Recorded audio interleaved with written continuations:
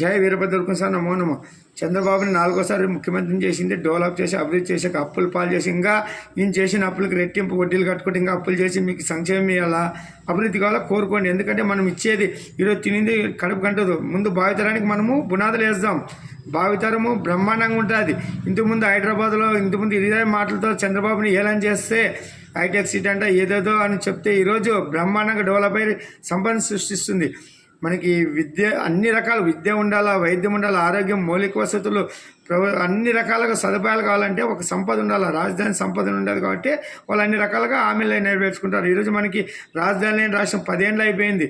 సిగ్గు తెచ్చుకోండి ప్రజలు కూడా. మీరు కూడా కొంచెం ఆలోచించండి, చైతన్యంతో ఆలోచించండి. మీరు ఆలోచించుకున్న మన ఆయనే చైతన్యవంతుడే గెలిపించినాడు. అన్నీ మన ఆయన చేతిలోనే ఉందినాడు. వీరభద్రయుగం ఇది. మీరు మసంగా మారతారా మారండి, లేకుంటే మన ఆయన కర్మ సిద్ధాంతం ప్రకారం ఎవరిని ఎట్లు చేయాలో తెలుసు. మసంగా పనులు చేసుకోండి. ఎవరు